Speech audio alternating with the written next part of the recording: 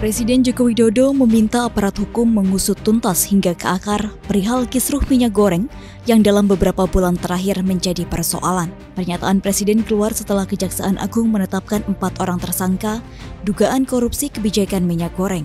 Komoditas tersebut dalam beberapa bulan terakhir menjadi sebuah barang yang mahal dan langka. Presiden pun menyebutkan, meski telah menetapkan harga eceran tertinggi untuk minyak goreng curah, menurut pantauannya, masih saja minyak goreng curah dijual di atas Rp14.000 per liter. Diketahui, Kejaksaan Agung menetapkan 4 tersangka ekspor minyak goreng, diantaranya IWW, Dirjen Perdagangan Luar Negeri Kemendak, SMA Senior Manager Corporate Affairs Permata Hijau Group, MPT, Komisaris Wilmar Nabati Indonesia, dan PTS selaku General Manager Bagian General Affairs Musimas.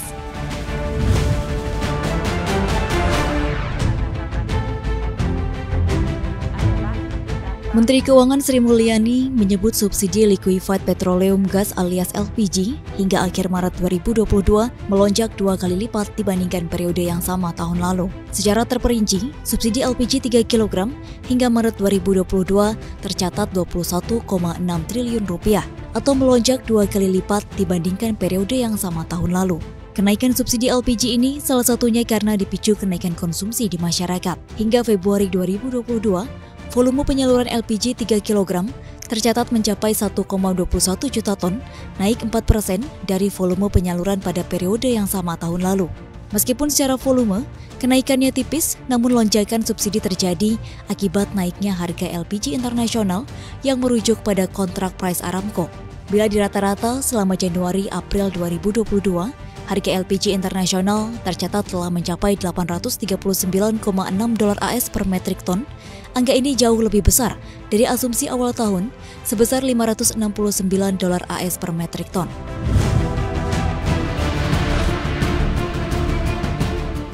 Sejumlah lembaga memangkas pertumbuhan ekonomi Indonesia karena sejumlah sentimen mulai dari perang Rusia-Ukraina, kenaikan inflasi, serta melemahnya investasi. Proyeksi ini datang dari IMF hingga Bank Dunia. Yang terbaru, Bank Indonesia juga mengoreksi pertumbuhan ekonomi Indonesia dari kisaran 4,7 hingga 5,5% menjadi di rentang 4,5 hingga 5,3%. Hanya Bank Pembangunan Asia, ADB, menjadi lembaga yang memberikan proyeksi optimistis dari 4,8% menjadi 5%. Gubernur BI Peri Warjio menjelaskan, penurunan proyeksi tidak bisa dilepaskan dari perang Rusia-Ukraina yang dinilai mengganggu volume ekspor global. Selain itu, lockdown Cina akan berpengaruh ke Indonesia melalui 2 jalur, yakni perdagangan dan investasi. Mengingat Cina merupakan mitra dagang terbesar untuk Indonesia dengan share lebih dari 20%, sehingga penurunan aktivitas ekonomi di Cina sangat berpengaruh terhadap permintaan ekspor Indonesia.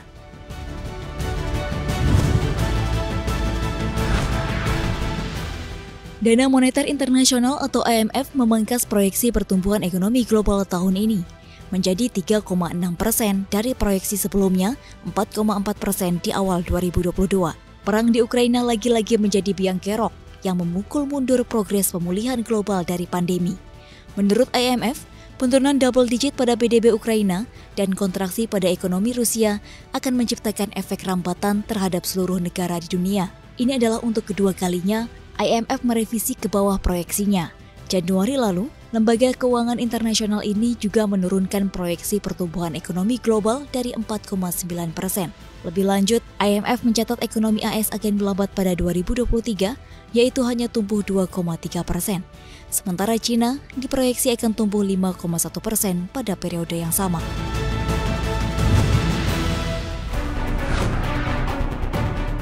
Para gubernur Bank Sentral Rusia menghadapi tugas yang sulit untuk menyeimbangkan kebijakan moneternya saat negara itu mengalami guncangan pasokan menghadapi sanksi internasional sekaligus memiliki pengeluaran besar untuk biaya perang. Inflasi Rusia mencapai 16,7% secara tahunan pada bulan Maret.